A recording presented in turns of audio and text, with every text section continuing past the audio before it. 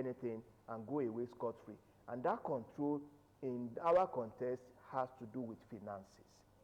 If the financial muscle to sponsor the political party resides with some people within such a political party, they will take some others somehow for granted in the course of their decision-making process. And such people that have been taken for granted will feel bad and may even work against the interests of the party when the chips are down. Well, thank you so much. When you look at structures that are supposed to guide, regulate activities, then engender participatory mechanism in political affairs, should a political party belong to a select few? It shouldn't, but as it were, it is for two reasons. Number one, the legal framework that are supposed to guide the political parties are vague and not real. Then two, the finances. Is it that they are vague or that they are not conforming with those? They are vague. For instance, there is no political party today in Nigeria, to the best of my knowledge anyway, that is explicit on gender matters, that allocate a certain percentage of seats to female gender. There is no political party today that has a constitution that compels them to produce women to a certain extent or to a certain percentage. As such, you allow the political leaders to determine whoever. Unfortunately, it is these women that have the largest crowd. They have the highest number of voters. They have time to come out. When it's time for registration, they come out. When it's time for election, they are in large crowd, they are in large number. But because the legal framework is not there, where it is stated, it is not explicit. So people just trample. Then we have the cultural aspect of it. Some people don't believe a woman should be treated special. Why will a woman be? I will recall, a member of the National Assembly brought his 4 wives and 27 children to the National Assembly and said, why will you tell me to pass a bill for women when I have 4 that are not working and they are useless at home? Out of his 27 children, 19 of them are female. So why will I be saying yes, ma, for a woman? He brought them to the National Assembly. When I thought his colleagues would have queried him. Rather than do that, they threw away the bill before them. Was it considered? It wasn't, because there is no legal framework that compels any political party to do that. Then talking about finances, no political party in Nigeria that have members who contribute to the running of the party. Elsewhere, you mean the grassroots? Exactly. Elsewhere, the ordinary members. Elsewhere, even in places like South Africa, that are our mates in terms of everything, you have political party members contribute their money. If you want to be a member of a political party, you put your money there. ANC had problem in the last few years. Do you know their problem was created by members? Jacob Zuma was removed by his own party. He was alleged of corruption by his own party members. He was prosecuted by his own party members. His successor is having problems too. You know why? The problem is not from opposition, from within their party. They cannot stand it because the party is their own. They are financing it. It is not any individual. But here, you cannot talk when the Godfather is talking. Why? Because he is the one that has all the money, or most of the money. Somebody opened his pocket and gave all members of the National Working Committee of the party 100 million. Has he been prosecuted? Does he have immunity? He doesn't have immunity. The same person is alleged to have given chairman of the political party 1 billion naira. The chairman has not come out to say it is not true. Has he been prosecuted? No. He has said so. He said so. Yeah, he has said Okay. so. Well, I want us to look into the civil society organizations. Their role is to shape policies, political machinery, and to further enhance political education in the nation. Yes. How can you assess their attitude? Have they been able to have positive effects in this Fourth Republic? The civil society sector of our nation have been doing their best possible.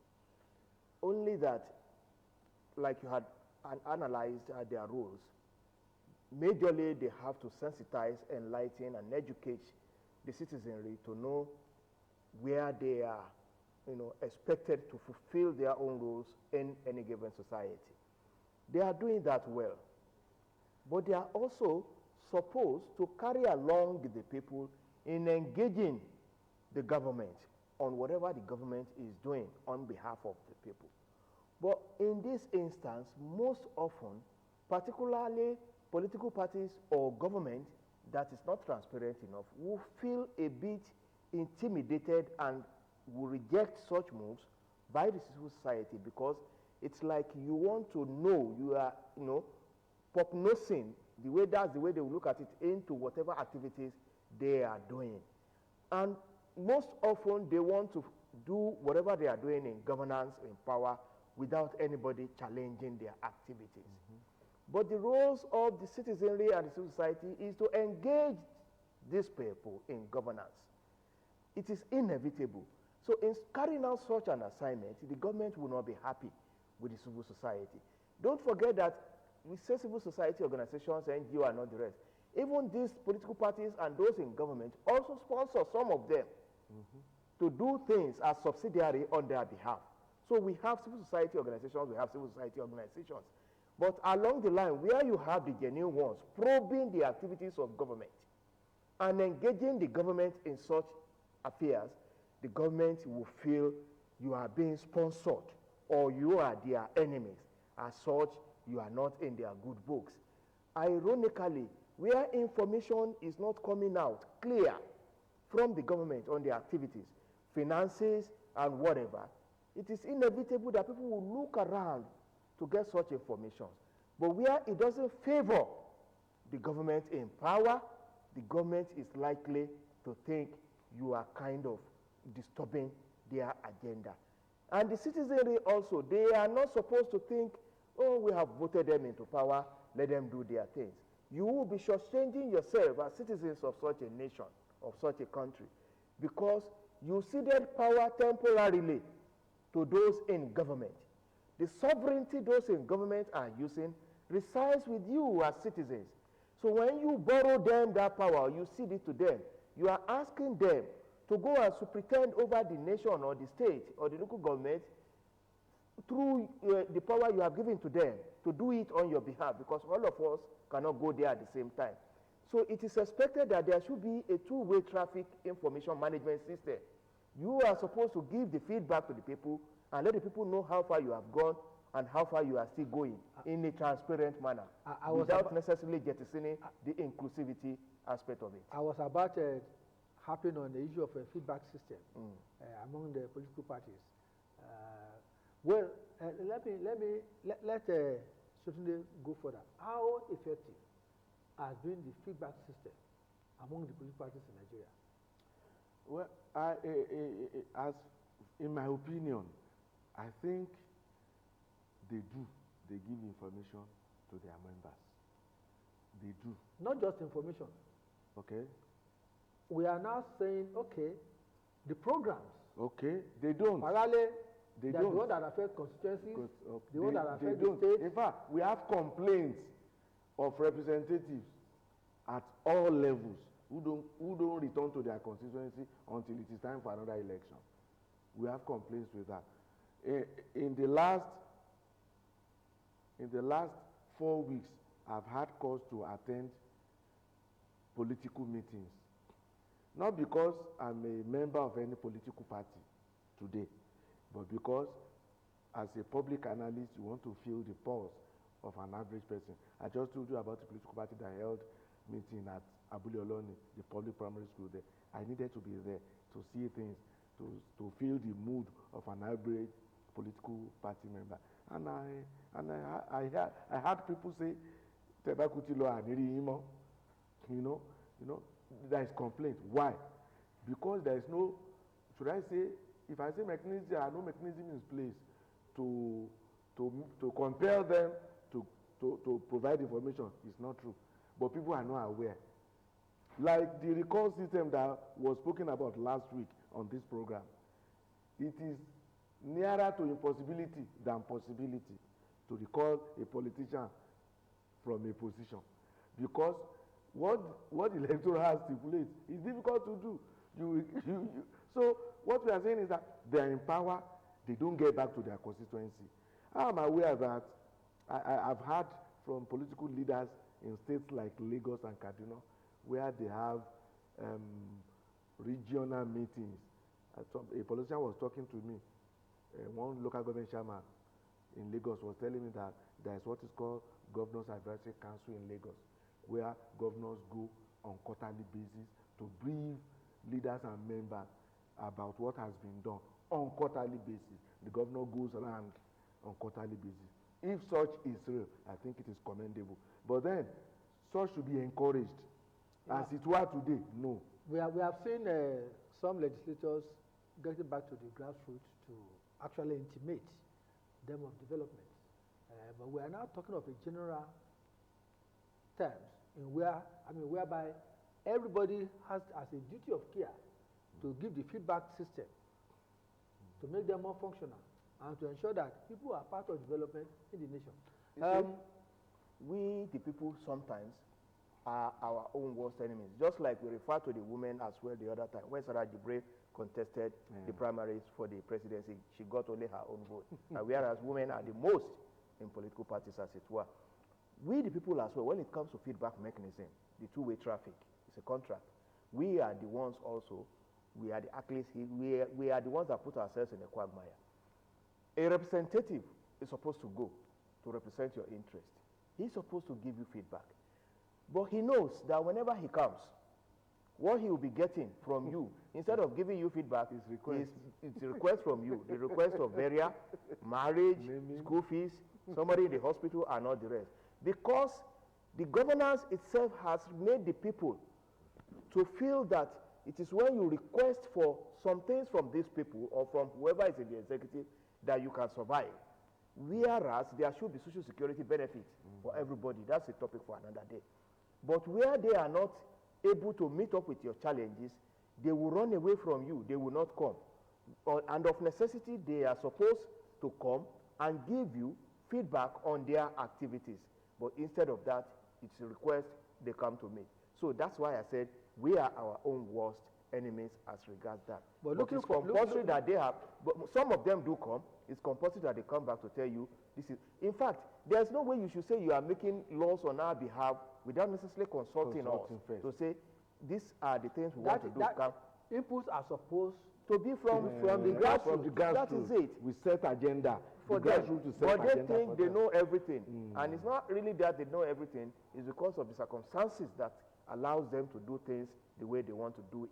The same thing with governors. Whoever is a governor should not assume that he can do things just like that. He should incorporate the interests of the people, just like we have been discussing about the issues in the political parties. And that's why I usually have my fear that if a political party is not willing, necessarily because of the finances that we have talked about, to get the people included in decision-making process, by the time they get to capture power, by the time they get to governance, it will manifest again, and people will most likely be shortchanged. Let's look into the area of accountability among the political parties.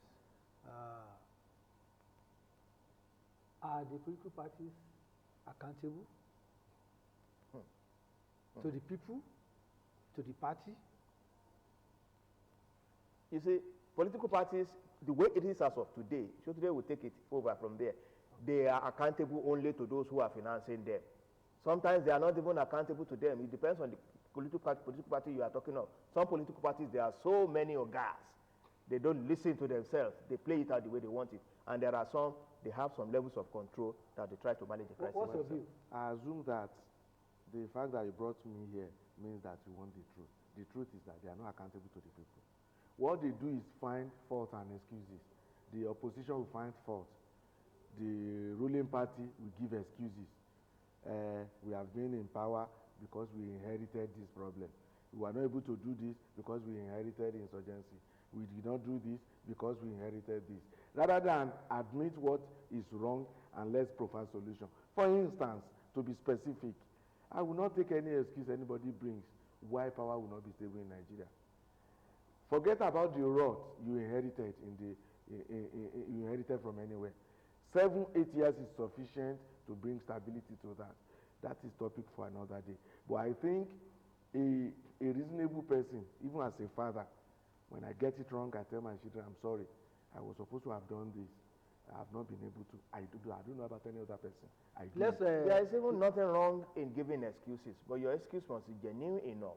You can have problems of finances, but if you are not forthcoming, ab initio, to explain things the way they are, if you are not giving the necessary feedback, exactly. to let people know where you are coming from, where we are, where we are supposed to go, people will read insinuations. Let's look at area. We have been talking about able-bodied people. I think we need to make reference to people with disabilities. I could recall that there was a data, or statistical data, which in 2020, which says that Nigeria has about 27 million people with disabilities. If the able-bodied people are not incorporated, what is the hope for these disabled people? Seriously speaking, if not for the various civil society operatives and NGOs, I doubt if the people that are challenged will even have a leeway at all, the little that they have gotten in this country. You see, like you said, various political parties of government do not even care much about even the able-bodied, talk less of those who are challenged. It's not an accusation. It's a fact of what we have seen on the ground. And that's why people have been, he just made reference to the issue of electricity. When you talk of road network, when you want to pave your roads, you have to think of those who are on wheelchair. You have to think of those who are using canes to navigate their ways. You have to think of so many things when you are projecting on what you want to do for the people. But you don't just do things on your own. You listen. That's why we're talking of the bottom-up approach. You listen to the various segments on what will be their needs. And you now aggregate all this opinion and look at how you can prioritize depending on what you have as feasible incomes that you can work on. And sometimes it depends on the management of the income that you can go about doing things for the people. Shosunde, what are the dangers of non-inclusiveness? Agitation, just like we are experiencing presently. Agitation from various political parties. Everyone is going to court. Sorry to be specific on this one. There is virtually no opposition in Ogun State. And yet, to some extent, to the current administration, that's a good omen. Of course. It's a good development. Of course. Why? Because of this particular topic we are discussing. Yeah. Somebody wants to take it all. Somebody wants to win it all. He thought he could get it all. Now, those who are smart have gone to court. And I won't be surprised if all the legal ulamba law are thrown away on technical ground. But if he had involved everyone, both your enemies and friends, and that's my approach to all my ogas I talk to. Oga, give it. Let's share it. What is on table is enough for everyone. Agitation. Conformity Restlessness. with party constitution. How is it? It's not quite a rigid one, but by and large, I'm not seeing conformity with party constitution playing out effectively. It should, but like we said, if some people had opportunity of hijacking the political party, they will not necessarily conform. The party may not be supremos in their agenda. It is their own interest that is supremos. And whoever does not align with them, he is jettisoned. And wherever cry you can cry, they don't give a damn about you. But somehow you know that this coming 23 election, a lot of things will shape up. And we take seriously the issue of beavers from INEC, and I hope that will let most political gladiators know their boundaries in subsequent elections. Let me challenge you. What's the hope for Nigerians come 2023? Well, there is hope. I don't give up easily. We have options now. So apart from the two major political parties, there is a third force. So let's make our choice. There is hope. Locally and at the national. Exactly. Well, in our state, virtually no opposition. You never can tell. Well, maybe. But for a day in politics. You never can tell. For Nigeria, there is hope because we have options. And our life today is a product of our decisions of the past. Nigeria will get there. The citizens, have they seen the options? They should be seeing the options. This time around, you've got to wake up and shine your eyes and make sure that nobody bamboozles you. The principle is your future is in your hands, exactly. Or perhaps in your thumb. Nigerians, you've been told you have the opportunity to reshape your life. You have the opportunity to take proper care and engender a new vista of political regime where dividends of democracy can accrue to each and every one of us. This is where we're going to put an end to this discussion. I'm happy to have Olani Marshall. It's nice being on set with you. Thanks so much for Olani Constitute. It is very nice having you around. Thank you very much. Viewers, this is how far we can go. Until next week when we come with another topic, please enjoy your stay. Thank you so much. Bye.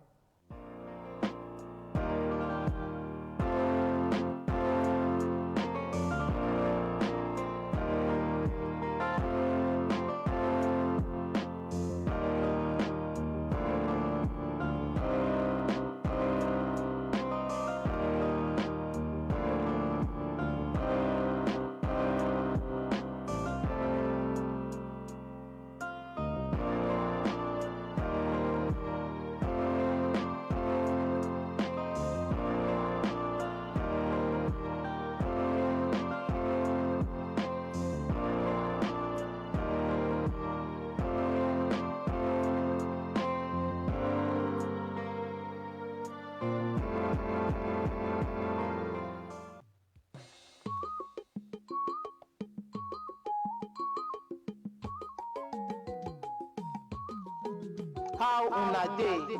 Ogbonge tori, issue of the day and matter wey chop rice all join inside How Una Dey.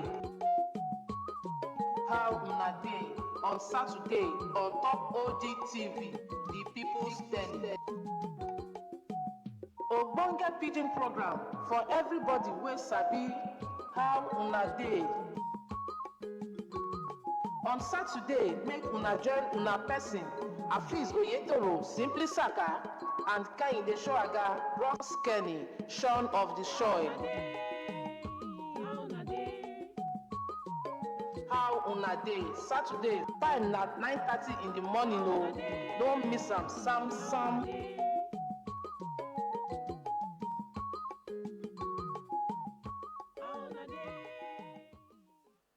Afrobeats, the time is now. The hunt for the new Afrobeat superstar begins. From over 4,000 contestants, 17 contestants make it to the main stage. Who will be the chosen one? Expect mesmerizing group performances, breath-catching pair battles, captivating solo performances, and touching eviction. Contestants will face several hurdles in their pursuit to become the next superstar. You will never want to miss the quarrels, the suspicions, the alliance, and Karamadere. You'll see the humanity from different perspectives, and from the dazzling stage reactions of the judges, you'll see the rising of a superstar. All on Naija Star Search. Watch every Sunday at 8 p.m. on ST Nollywood channels, ST Yoruba, and Star Times on app. Exclusive on Star Times. Star Times. Entertain your family. One Expert! Reliable bookmaker with high odds. And bonuses for every taste.